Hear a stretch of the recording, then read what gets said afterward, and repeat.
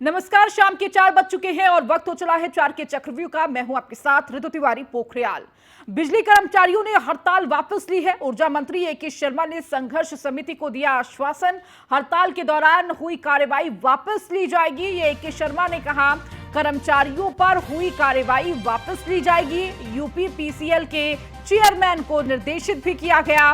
वहीं एफआईआर हो, निलंबन हो या फिर अन्य कार्रवाई हो, सभी कार्रवाइयां वापस ली जाएंगी। संघर्ष के मुद्दों को, वार्ता को हल किया जाएगा। ऊर्जा मंत्री ने संघर्ष समिति के पदाधिकारी से कहा कि जहां भी विद्युत आपूर्ति बाधित हो, शीघ्र शुरू की जाए। जो भी कर्मचारी कार्यस्थल पर ना हो, ड्यूटी पर पहुंचे। तो बिजली कर्मचारियों की हड़ताल चल रही थी, लेकिन अब कर्मचारी वापस काम पर लौट आए हैं। और इसके साथ ही कल जिस तरह से अल्टीमेटम दिया गया था, इसके साथ ही 1332 ऐसे संविदा कर्मचारी थे जिनको निष्कासित कर दिया गया था, पद मुक्त कर दिया गया था। उसके बाद कार्रवाई को वापस लेने की बात कही गई है।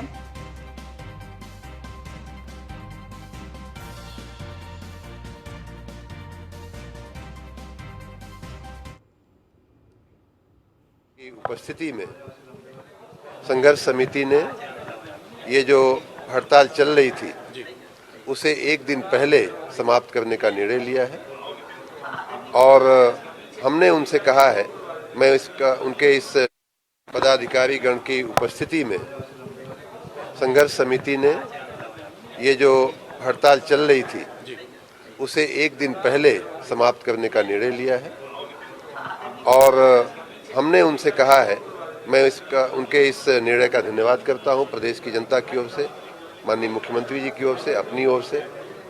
मैंने उनसे ये कहा है कि उनकी जो मांगे थीं, जो समझौते हुए थे, उन पर वार्ता करके उन पर सार्थक रूप से काम किया जाएगा। साथ ही वर्तमान आंदोलन के परिप्रेक्ष्य में जो कार्रवाइयाँ हुई हैं, इनका निवेदन था कि उन कार्रवाइयों को वापस लिया जाए। मैं उन कार्रवाइयों को वापस लेने के लिए मैंने यूपी पीसीएल के चेयरमैन को निर्देशित किया है। पदाधिकारी बिजली कर्मचारियों की हड़ताल खत्म होने पर न्यूज वन इंडिया ने ऊर्जा मंत्री ए.के. शर्मा से खास बातचीत की है। आपको सुनाते हैं। तो बात करने के लिए खुद मौजूद है ऊर्जा मंत्री ए.के. शर्मा जी। सर, लगातार चौथे पांचवें दौर की बैठक चली थी और उसके बाद अब आपकी तरफ से पहल की गई और अब हड़ताल वापस ली गई। मैं विद्युत कर्मचारी संगठनों के सभी पदाधिकारियों का, विशेष रूप से संघर्ष समिति के पदाधिकारियों का मैं धन्यवाद करता हूं कि उन्होंने हमारी भावनाओं को समझते हुए, माननीय मुख्यमंत्री जी की भावना को समझते हुए, जनता की अपेक्षाओं को समझते हुए उन्होंने अपनी हड़ताल वापस लिया है। मैं उसके लिए उनका धन्यवाद करता हूं। उनकी जो मांगे हैं, उनकी जो अपेक्षाएं हैं, उन्हें पूरा करने के लिए हम भी पहले की तरह हम अभी भी तत्पर रहेंगे। सर, माना जाए कि करीब उनकी वो थे, बहुत देर से थे और अब कब से अपील है, कब से वो लोग वापस आएंगे? अभी तत्क्षण तात्कालिक मैं चाहूंगा कि सभी विद्युत कर्मचारी अपने अपने काम पे लग जाएं। बहुत बहुत धन्यवाद। तो ये थे ए.के. शर्मा, ऊर्जा मंत्री ए.के. शर्मा हमारे। तो आपको बता दें कि अब हड़ताल पे जो कर्मचारी थे वो वापस काम पर लौट आए हैं। तो हड़ताल खत्म, बिजली संकट दूर हो चुका है। तो जो भी एफआईआर दर्ज हुई थी, निलंबन की कार्रवाई हुई थी, उन सभी कार्रवाइयों को वापस लेने की बात कही है। ऊर्जा मंत्री ए.के. शर्मा ने कहा कि सभी कर्मचारी वापस लौट आए हैं। तो अब तक जो भी कार्रवाई की बात हुई थी और जो भी कार्रवाई की गई थी, चाहे वो एफआईआर दर्ज होने की बात हो या फिर निलंबन की कार्रवाई हो, उन सभी कार्रवाइयों को वापस लिया जाता है। इसके साथ ही हम उन सभी कर्मचारियों से खुद बात करेंगे, वार्ता के जरिए इस समस्या का हल निकालेंगे। कहीं ना कहीं बीच का रास्ता निकालने की बात कही गई है और इन सारे मसले को बातचीत के माध्यम से सुलझाने की बात कही गई है। और ज्यादा जानकारी के साथ लखनऊ से हमारे संवाददाता मनीष मिश्रा हमारे साथ जुड़ चुके हैं। मनीष, जिस तरह से कर्मचारियों और सरकार के बीच तकरार बढ़ती जा रही थी, आप देखिए ये तकरार कम हो चुकी है और कर्मचारी जो है अपने काम पर वापस लौट आए हैं। कहीं ना कहीं अब ये कहा जा रहा है कि वार्ता के जरिए, जो लगातार सरकार भी कह रही थी और संघर्ष समिति के द्वारा भी यही कहा जा रहा था कि कहीं ना कहीं बातचीत कर रास्ता निकाला जाए। निश्चित तौर से देखिए 65 घंटे से ज़्यादा का वक्त हुआ था जब ये हड़ताल चल रही थी और हड़ताल को वापस से ले गया। ये ज़रूर एक खुशखबरी है उत्तर प्रदेश की जनता के लिए जो अंधकार का दंश झेल रही थी, जहाँ पे बिजली पानी की कटौती हुई थी, बच्चों के एग्जाम चल रहे थे, गर्मी का महीना चल रहा है, उनसे कहीं ना कहीं राहत देने की खबर जरूर है। पर अगर आप अंदरूनी चीज़ देखेंगे कि ये संघर्ष समिति को क्यों हड़ताल करनी पड़ी। 3 दिसंबर 2022 को एक समझौता होता है जो लिखित हस्ताक्षर के बाद समझौता किया जाता है। उसके बाद लगातार अपनी मांगों को लेके दिसंबर से लगातार बातों को लेके मांगों को लेकर लगातार ज्ञापन दे थे। संघर्ष समिति के जो संयोजक है, जो पदाधिकारी हैं, वो लगातार मंत्रियों से बात कर रहे थे, जो अधिकारी हैं उनसे बात कर रहे थे। पर कहीं ना कहीं कोई ना कोई कमी रही होगी, तभी ऐसी स्थिति उत्पन्न हुई जब 65 घंटे का जो दंश झेलना पड़ा उत्तर प्रदेश जनता को, वो जरूर देखना पड़ा। आपको बता दें कि लगातार मुख्यमंत्री हों उसके पूरे संज्ञान ले रहे थे, इस पूरे मामले पर लगातार मिनट टू मिनट इस पर क्या कार्रवाई हो रही है उस पर संज्ञान ले रहे थे। सरकार कहीं ना कहीं अपना दबाव बनाने की भी कोशिश कर रही थी, जितनी कार्रवाई हो सकती थी कठिन कार्रवाई होती दिखाई दे थी। पर क्या असल मायने में सरकार और संघर्ष समिति के बीच की जो खटास थी उसका मुख्य कारण कौन था? उसका मुख्य कारण अगर आप देखेंगे तो कहीं ना कहीं बड़े पद पर बैठे हुए अधिकारी हैं जो कहीं ना कहीं इस चीज़ को समझते नहीं है। क्योंकि मंत्री हो और सरकार हो वो अपना एक दिशा निर्देश दे सकती है, निर्देश दे सकती है, आदेश देती है, पर उसको इम्प्लीमेंटेशन अगर किया जाता है तो वो अधिकारियों के द्वारा किया जाता है। चेयरमैन हो, ACS हो, PCS प्रमुख सचिव हो, उनके द्वारा किया जाता है। तो जिस तरीके का पूरा अगर आप देखेंगे किससे क्या 3 दिसंबर के बाद से लगातार जो उत्तर प्रदेश की बिजली कर्मियों की जो मांग थी, वो कहीं ना कहीं जब आपके पास समझौता होता है, मसौदा तैयार होता है, उसके बाद भी अगर पूरा नहीं किया जाता है तो कहीं ना कहीं उंगलियां उन प्रशासनिक अधिकारियों पर भी उठनी चाहिए जो उच्च पद पे बैठे हुए हैं और लगातार कहीं ना कहीं सरकार की किरकिरी करने में लगे हुए हैं। हमने देखा था किस तरीके से संघर्ष समिति ने अपनी बातों को रख के बात की थी और लगातार सांकेतिक धरना दे थे, जहां सरकार को बुलाए थे वहां पे आए थे। उसके बाद हमने देखा था करीब 3000 जो संविदा कर्मी थे उनके ऊपर कार्रवाई की जाती है, 22 लोगों के ऊपर एस्मा लगाया जाता है, 29 लोगों के ऊपर मुकदमा दर्ज किया जाता है। उसके बाद आज AK शर्मा आते हैं और साहब ऊर्जा मंत्री देवराज होते हैं उनके साथ संघर्ष समिति के संयोजक शैलेंद्र दुबे होते हैं और सामने बात होती है कि जिस तरीके की जो बात की गई थी उस पर विचार किया जाएगा, उन विचारों जो मसौदा तैयार होता है उस पर पुनः विचार किया जाएगा और उनकी जो मांगे हैं उनको मांगा जाएगा। साथ ही साथ अभी की जो सबसे पहली जो प्रमुख मांगे थी, अगर आज की इस सिनेरियो की बात करेंगे तो उन संविदा कर्मियों के जो जिनके ऊपर केस किया गया था, जिनको बर्खास्त किया था, उनकी वापसी, जिन कर्मचारियों के ऊपर एस्मा और जिन पे मुकदमे दर्ज किए थे उनको खत्म करके उनकी बहाली। तो कहीं ना कहीं इन चीज़ों को मान लिया गया है। पर जिस तरीके से जो पूरा अगर आप ओवरऑल कर्ज देखेंगे किस तरीके से स्थिति उत्पन्न होने की बात होती है तो जरूर यकीनन उच्च स्तरीय पद पे बैठे हुए अधिकारियों को भी संज्ञान लेना चाहिए और वैसे अधिकारियों के लिए भी कार्रवाई होनी चाहिए जो सरकार की कहीं ना कहीं भद पिटाने में लगे रहते हुए। जिस तरीके से हमने देखा था इस पूरे प्रकरण को अगर आप देखेंगे तो AK शर्मा लगातार पहले बात करने की कोशिश करते हैं, फिर सख्ती का भी उन्होंने इम्प्लीमेंटेशन किया कि 3000 से ज़्यादा कर्मचारियों को निकाल दिया गया, बर्खास्त कर दिया गया। उसके बाद पर क्या जो अधिकारी थे, ठीक है मनीष, ठीक है, बहुत शुक्रिया मनीष इन जानकारियों को देने के लिए। खबरों में आगे बढ़ेंगे। वही हड़ताल खत्म होने से पहले सपा अध्यक्ष अखिलेश यादव का ट्वीट आया सामने, जहां सपा बिजली व्रत करेगी, जनता का साथ देगी। यूपी की जनता बिजली संकट से जूझ रही है तो सपा नेता और कार्यकर्ता पूरा सहयोग करेंगे। तो सपा बिजली व्रत करेगी, जनता का साथ देगी, ये अखिलेश यादव ने कहा अपने ट्वीट के जरिए। यूपी की जनता बिजली संकट से जूझ रही है तो सपा नेता और कार्यकर्ता पूरा सहयोग करेंगे, ये बात अखिलेश यादव ने कही। तो वैकल्पिक साधनों का व्यक्तिगत प्रयोग ना करें। बिजली संकट पर सपा अध्यक्ष अखिलेश यादव का ये ट्वीट सामने आया है। अपने ऑफिशियल ट्विटर हैंडल से उन्होंने ट्वीट करते हुए लिखा कि सपा बिजली व्रत करेगी, जनता का साथ देगी। तो उत्तर प्रदेश की जनता जिस तरह से बिजली संकट से जूझ रही है उसे देखते हुए हम ये अपील करते हैं कि सपा के नेतागण, कार्यकर्ता व शुभचिंतक तब तक इन्वर्टर और जनरेटर जैसी बिजली के वैकल्पिक साधनों का व्यक्तिगत प्रयोग ना करें जब तक बिजली की बहाली ना हो जाए। सपा बिजली व्रत करेगी और जनता का साथ देगी, ये ट्वीट किया है अखिलेश यादव ने। आगे बढ़ेंगे। अमृतपाल की गिरफ्तारी को लेकर एक्शन में पुलिस। अमृतपाल के 4 दोस्तों को पंजाब पुलिस ने किया गिरफ्तार। अमृतपाल के साथियों को लेने असम पहुंची है पंजाब पुलिस। डिब्रूगढ़ में पंजाब पुलिस ने चारों को असम पुलिस को सौंपा है। तो चार्टर्ड प्लेन से चारों साथियों को असम ले गई पंजाब पुलिस। तो अमृतपाल की गिरफ्तारी की लगातार कोशिशें की जा रही है और देखिए इस दौरान अमृतपाल के साथियों की गिरफ्तारी। तो चार्टर्ड प्लेन से चारों साथियों को असम ले गई पंजाब पुलिस। तो अमृतपाल की गिरफ्तारी को लेकर एक्शन में लगातार पुलिस है। तो अमृतपाल के 4 दोस्तों को पंजाब पुलिस ने किया गिरफ्तार और इस गिरफ्तारी के बाद अमृतपाल के साथियों को लेकर असम पहुंची है पंजाब पुलिस। तो डिब्रूगढ़ में पंजाब पुलिस ने चारों को असम पुलिस को सौंपा। चार्टर्ड प्लेन से चारों साथियों को असम ले गई ये पंजाब पुलिस। तो लगातार अमृतपाल की गिरफ्तारी के लिए दबिशें दी जा रही है। एक्शन में पुलिस है, जहां अब तक कई गिरफ्तारियां हो चुकी हैं इस दौरान।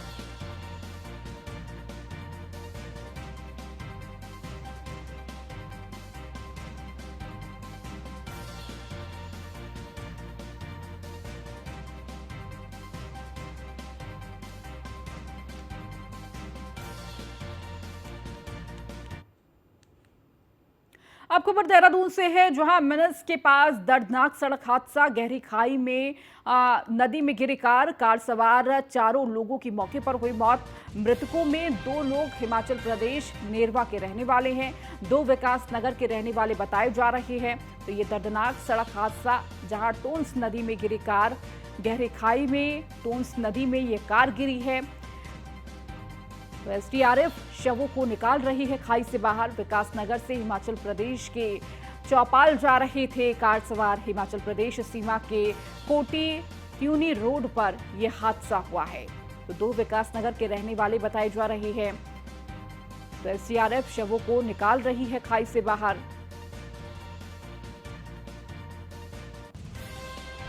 तो विकास नगर से हिमाचल प्रदेश के चौपाल जा रहे थे कार सवार। ये बड़ा दर्दनाक सड़क हादसा हिमाचल प्रदेश सीमा के कोटी ट्यूनी रोड पर यह हादसा हुआ। तो मिनस के पास दर्दनाक सड़क हादसा, जहां गहरी खाई में टोन्स नदी में गिरी कार। तो लगातार टीमें लगी हुई हैं शवों को बाहर निकालने में। कार सवार 4 लोगों की मौके पर ही मौत हो गई। मृतकों में 2 हिमाचल प्रदेश नेरवा के रहने वाले बताए जा रहे हैं, तो 2 विकास नगर के रहने वाले बताए जा रहे हैं। बड़ा ये दर्दनाक हादसा, जहां एसडीआरएफ शवों को निकाल रही है खाई से बाहर। तो टीमें मौजूद है जो शव को बाहर निकालने का प्रयास कर रही है।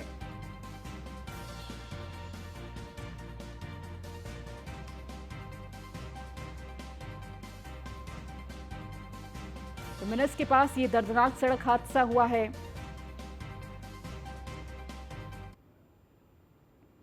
अब बात अयोध्या की करेंगे, जहां पर सीएम योगी आदित्यनाथ अयोध्या दौरे पर हैं। अयोध्या पहुंचकर सीएम योगी ने सबसे पहले हनुमानगढ़ी के दर्शन पूजन किए। इसके बाद सीएम ने रामलला के दर्शन किए।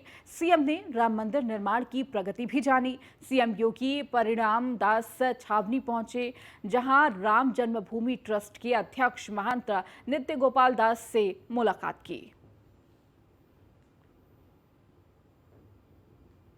तो सीएम जन्मभूमि पर रामलला के विराजमान होने के पूर्व यहां पर रामकोट के भव्य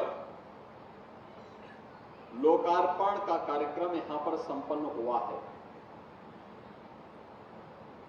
ये इसलिए महत्वपूर्ण है कि इस पवित्र स्थल पर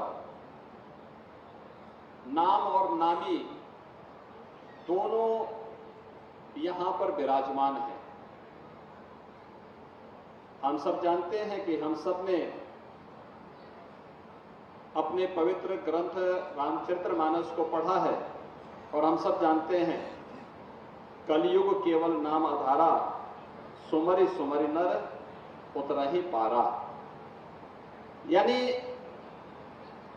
कलयुग में नाम का अपना महत्व है और उसके बारे में भी जो बात कही गई है कि जपात सतम पुण्यम गुणम पुण्यम रामानामा भी लेखनम, यानी जब से 100 गुना ज्यादा पुण्य नाम लिखने से, और यहां पर तो 28 करोड़ नाम रामकोट में संरक्षित किए गए हैं और ये निरंतर इसमें अभिवृद्धि होती भी दिखाई देगी। यानी इसका पुण्य हमें अनंत काल तक न केवल सन्मार्ग पर ले चलने की, बल्कि हम सबको जीवन के समृद्धि के मार्ग पर अग्रसर करने की एक नई प्रेरणा प्रदान करेगा। अब खबर कानपुर से है, जहां सपा एमएलए की पत्नी और मां का सीएम योगी को पत्र। इरफान सोलंकी को महाराजगंज से कानपुर जेल शिफ्ट करने की मांग की गई है। महाराजगंज जेल प्रशासन पर लगाए गंभीर आरोप, जेल प्रशासन पर परेशान करने का आरोप लगा है। तो सपा एमएलए के परिवार का ये सीएम योगी आदित्यनाथ को पत्र लिखा गया है, जहां इरफान सोलंकी को महाराजगंज जेल से कानपुर जेल शिफ्ट करने की बात कही गई है। तो प्रशासन पर तमाम गंभीर आरोप लगे हैं, जेल प्रशासन पर परेशान करने का आरोप लगाया गया है। तो लगातार इरफान सोलंकी भी इस पूरे मामले को लेकर कहते हुए नजर आए थे जब उनकी कोर्ट में पेशी थी कि परेशान करने का काम किया जा रहा है, पुलिस लगातार धक्का मुक्की कर रही है। पेशी के दौरान भी ये तस्वीरें सामने आई थी, जहां परिवार रोते बिलखते परिवार की सुरक्षा की मांग कर रहा था और कहा जा रहा था कि किस तरह से हमें परेशान किया जा रहा है। और एक बार ये सीएम योगी आदित्यनाथ को चिट्ठी लिखी गई परिवार के द्वारा। इरफान सोलंकी को महाराजगंज से कानपुर जेल शिफ्ट करने की मांग की गई।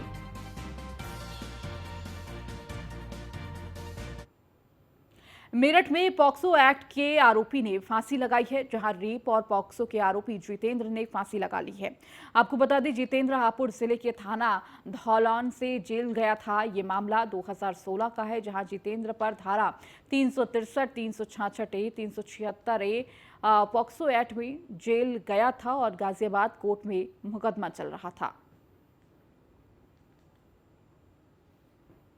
तो तनाव के चलते फांसी लगा ली आरोपी ने।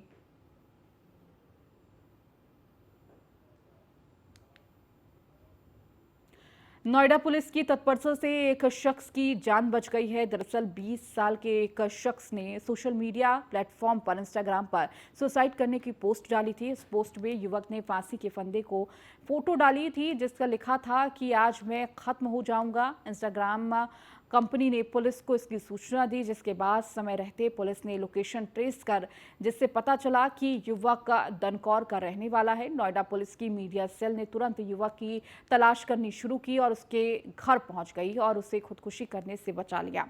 युवक दनकौर के चंद्रावली गांव का रहने वाला है, जिसका नाम अमित कुमार है। बातचीत में सामने आया कि बीती रात उसकी पत्नी से झगड़ा हुआ था, जिसके बाद से वो परेशान था और आत्महत्या करने का मन बना लिया था। पुलिस ने युवक और के परिवार को बुलाकर काउंसलिंग कराई, जिसके बाद अब वो पूरी तरह ठीक है।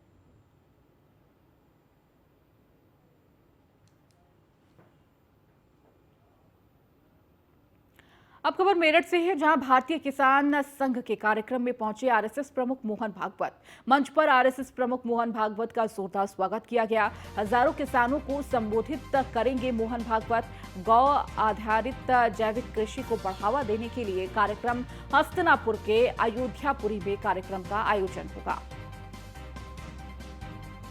तो हजारों किसानों को संबोधित करेंगे मोहन भागवत।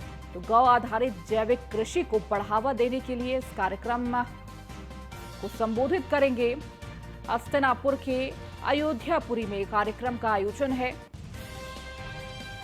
तो भारतीय किसान संघ के कार्यक्रम में पहुंचे हैं आरएसएस प्रमुख मोहन भागवत।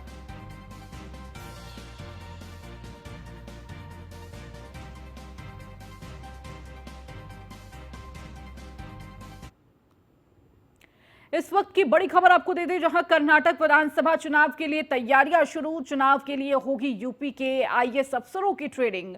प्रेक्षक के तौर पर होती है आईएएस अफसरों की तैनाती। यूपी के 27 आईएएस अफसरों को दी जाएगी प्रेक्षक की ट्रेनिंग। तो कर्नाटक विधानसभा चुनावों के दौरान लगेगी ड्यूटी। चुनाव के लिए होगी यूपी के आईएएस अफसरों की ट्रेनिंग। तो प्रेक्षक के तौर पर आईएएस अफसरों की ये तैनाती होगी। इसके लिए पहले ट्रेनिंग दी जाएगी। तो यूपी के 27 ऐसे आईएएस अफसरों को ये ट्रेनिंग दी जाएगी। तो कर्नाटक विधानसभा चुनाव है और इसको देखते हुए अब तैयारियां भी तेज हो चुकी हैं और इन्हीं तैयारियों में अब आईएएस अफसरों को ट्रेनिंग दी जाएगी।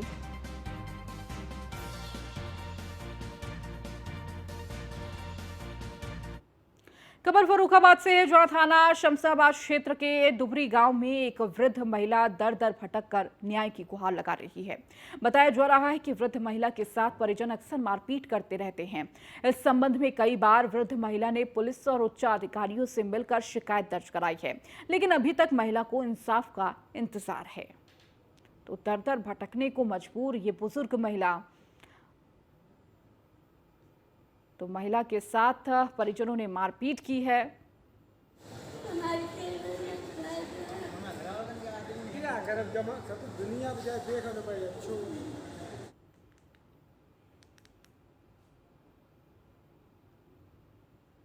अब खबर फर्रुखाबाद से, जहां पर साधन सहकारी समिति की महिला प्रत्याशी से मारपीट। दबंगों ने महिला प्रत्याशी से जमकर मारपीट और लूटपाट की है। पति के साथ नामांकन करने जा रही थी महिला प्रत्याशी।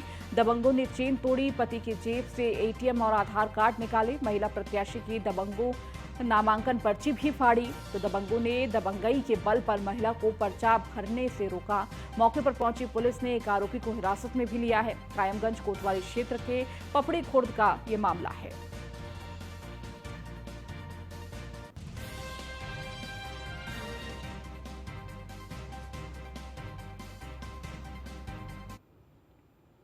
गाजियाबाद में पशु क्रूरता का मामला सामने आया है, जहां मामला विजयनगर थाने के प्रताप विहार का है, जहां एक शख्स अपनी बाइक के पीछे कुत्ते को बांधकर घसीटते हुए ले जा रहा था। लोगों ने उसे पकड़ा और पुलिस के हवाले कर दिया।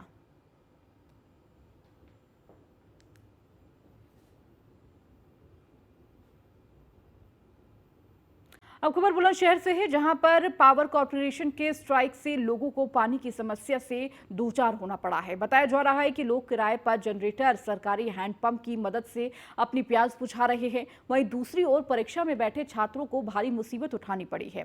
आपको बताते चले कि बिजली कर्मियों ने अपनी हड़ताल वापस ले ली है, लेकिन उससे पहले ये तस्वीरें सामने आई है, जहां पर छात्रों को भारी मुसीबत उठानी पड़ी है। बुलंदशहर में बिजली कटौती को लेकर हाहाकार मचा हुआ है। लोगों के सामने विद्युत आपूर्ति का बड़ा संकट खड़ा हो गया है।